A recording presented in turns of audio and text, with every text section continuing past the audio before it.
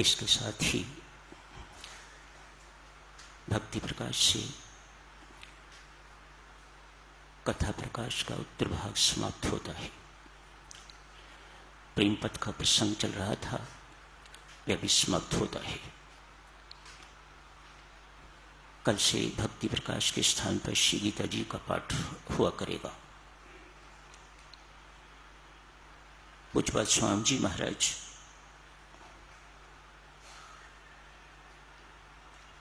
जब आर्य समाज छोड़ चुके, भक्ति प्रकाश की रचना हो गई, अमृतवाणी भी रची गई, तो अपने आर्य समाजी मित्रों से भी प्रार्थना किया करते, और कुछ करो ना करो, एक तो अमृतवाणी का पाठ रोज कर लिया करना। कथा प्रकाश के 2 अंतिम अध्याय मानव जीवन की महत्ता एवं प्रेम पथ भी जरूर पढ़ लिया करना। परमेश्वर की महती कृपा है साधक जनों, पूज्यपाद स्वामी जी महाराज की कमाई है। अमृतवाणी इस वक्त अपने आप में सिद्ध मंत्र है। जैसे राम शब्द, ऐसे ही अमृतवाणी पूरी एक सिद्ध मंत्र बन चुकी हुई है। विश्व भर में इतनी पढ़ी जाती है कि लोगों को इसके पाठ से, इसके पुण्य पाठ से प्रत्यक्ष लाभ होते हैं, भौतिक भी एवं अभौतिक भी, लौकिक भी एवं अलौकिक भी लाभ होते हैं अमृतवाणी पाठ से। मंत्र के पाठ की साधक जनों विधि इतनी ही है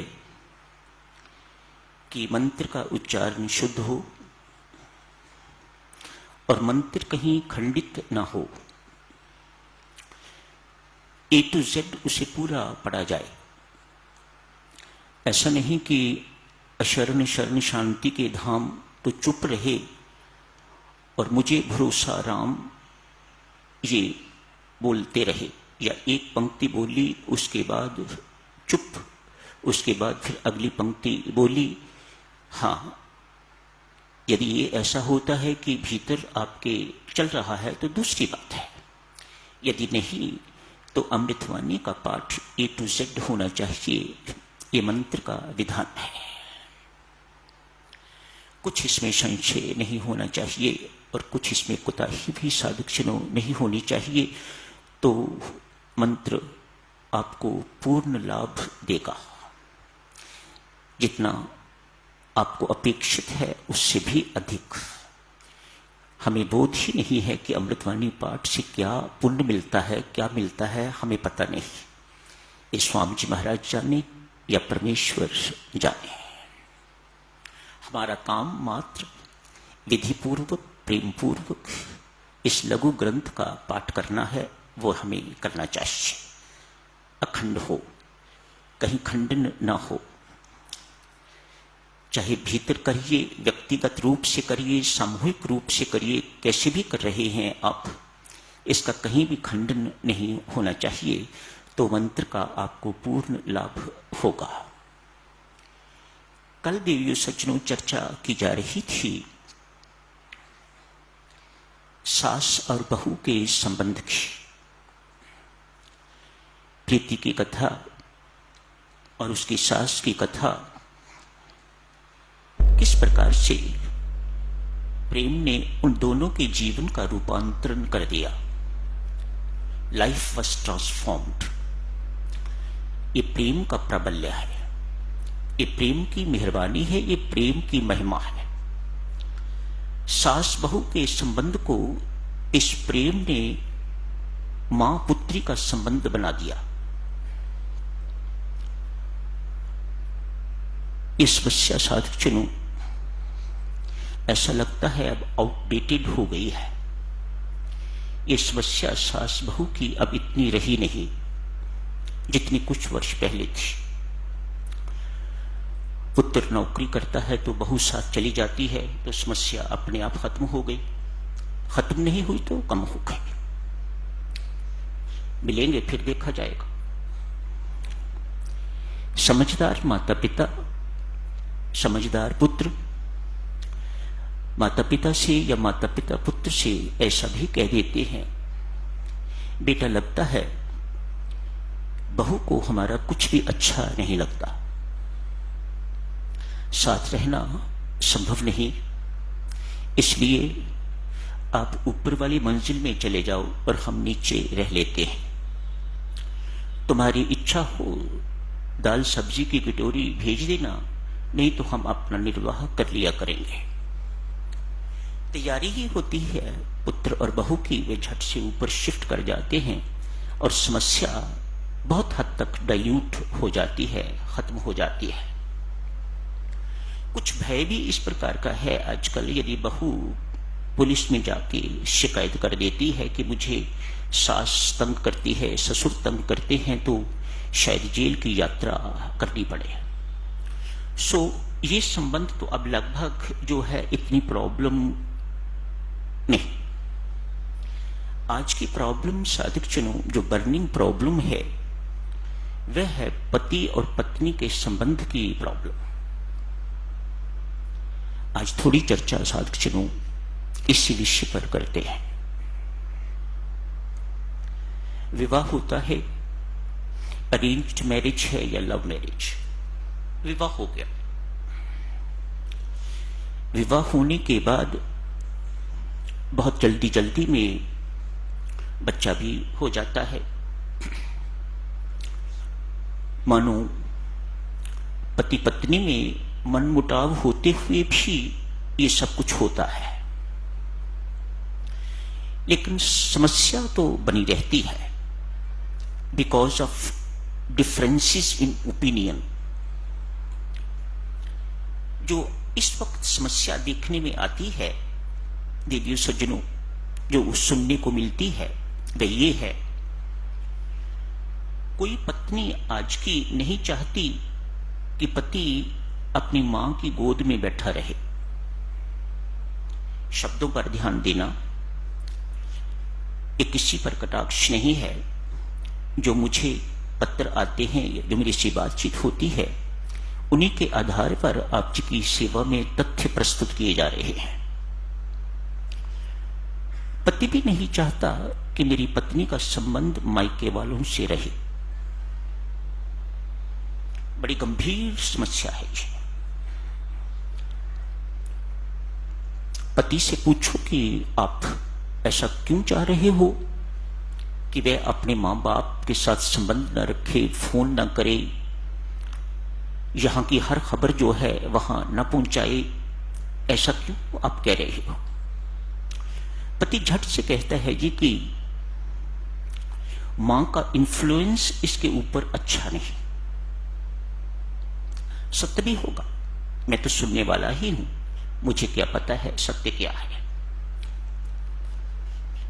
इसी प्रकार से पत्नी भी चाहती है कि ये मां के इशारों पर नाचने वाला ना हो, मेरे इशारों पर नाचने वाला हो। पढ़े लिखों में मेरे प्रभु ये समस्या ज्यादा। जब आप लोगों का विवाह हुआ था तो उस वक्त ये समस्या इतनी नहीं थी। क्यों? परस्पर प्रेम, सहनशीलता एवं क्षमा की भावना अंदर भरी पड़ी हुआ करती थी। हम सोचते थे कि ये हमारी संस्कृति नहीं है। आज ये बात नहीं है। आज ना प्रेम है परस्पर, लस्ट है। प्रेम नहीं है, लस्ट है। प्रेम नहीं है तो फिर सहनशीलता भी नहीं है।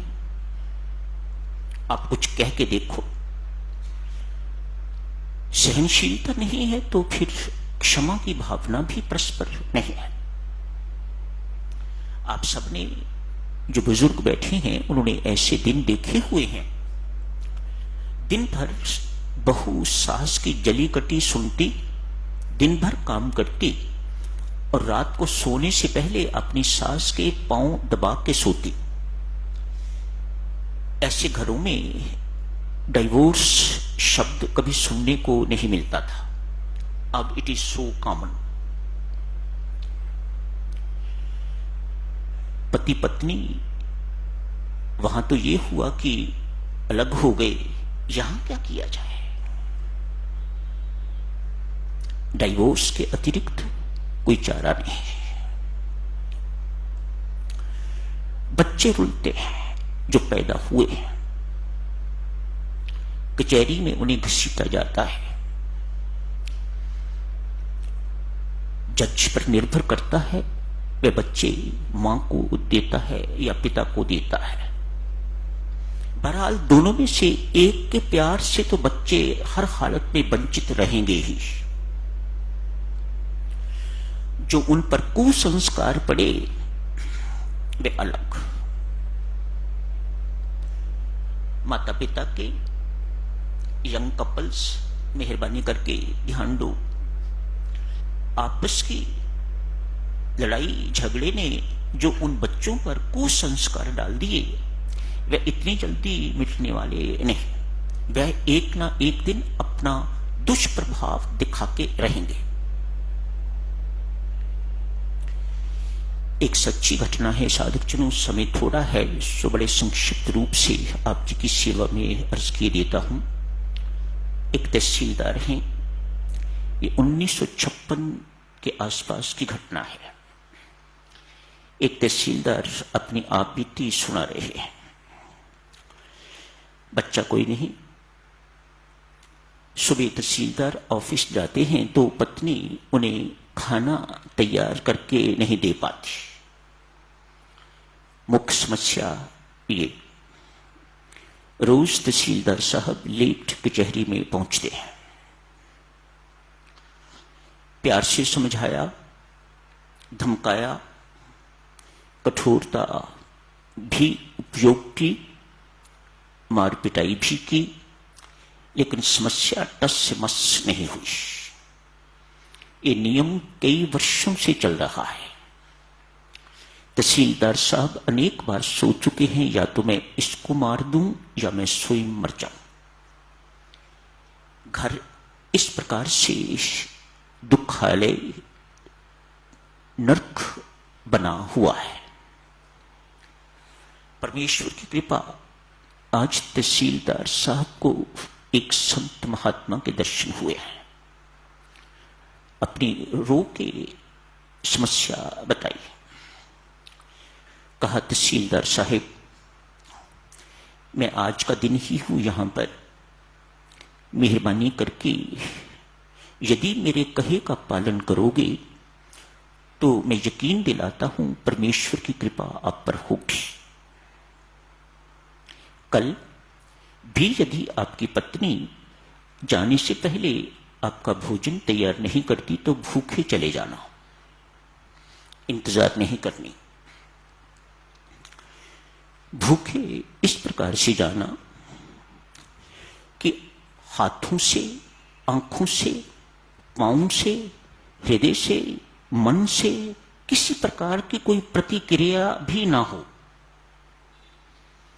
समय नहीं है साधकजनों ये सब चीजें आपको बताई जाएं, पर आप सब समझदार हो, जानते हो। मानो घूर के आंखों से भी नहीं देखना उसे, पांव भी नहीं पटकना क्रोध से, मैं क्रुद्ध जा रहा हूं, इत्यादि इत्यादि। ये सब बातें घरों में होती हैं, आप सब करते हो।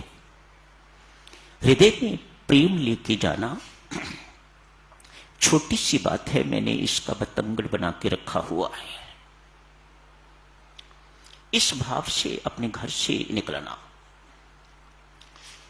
हृदय में प्रेम भर के निकलना। वहां भूख लगे तो ऑफिस में कुछ खा लेना। आज तहसीलदार साहब घर से भूखे निकले हैं।